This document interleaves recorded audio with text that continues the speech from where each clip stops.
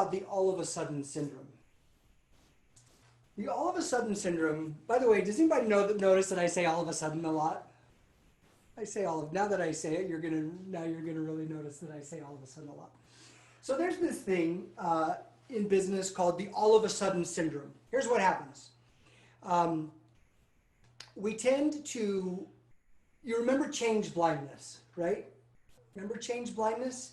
That was the video of like the gorilla, the people passing the ball, remember? And then the gorilla comes in and you're so busy watching the passes, the ball going back and forth that you don't notice the gorilla walking into the middle and waving and then moonwalking off because you become blind to the change because you're focused on so many other things. Well, because of change blindness, we all tend to suffer from what's called the all of a sudden syndrome, which is, all of a sudden my job's on the line. All of a sudden, I'm overweight. All of a sudden I can't do X. All of a sudden my relationship is in a shambles. All of a sudden, whatever it is, we tend to only recognize something once it reaches a state of what's called the crystallization of discontent.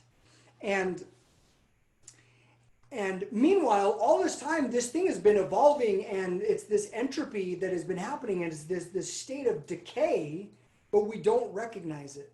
Well, all of a sudden tends to sabotage, the all of a sudden syndrome tends to sabotage our objectives and our ability to consistently and reliably move forward in life because we don't adequately anticipate what we're going to need to succeed.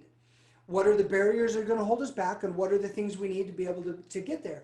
And so we start on this journey like the rock climber, and he's now climbing up this rock face, and he gets to an overhang, and he's like, all of a sudden, I can't go any farther.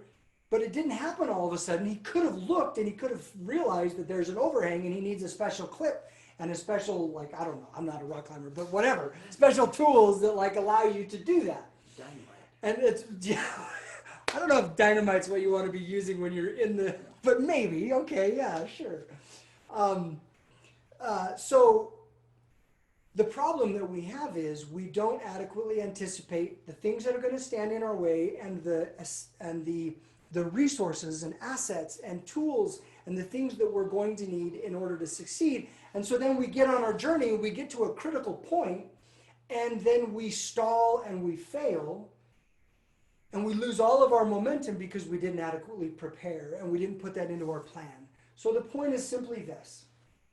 The point is that you need to do if you care about this critical context, if it truly is for you a critical context, if it's something that you genuinely say, my ability to reach my purpose and be successful in my life hinges, and to stay true to my identity, whatever it is, hinges upon my ability to consistently and reliably evolve this context, then take the time to figure out what am I going to need and what do I anticipate standing in my way, and make a plan for it.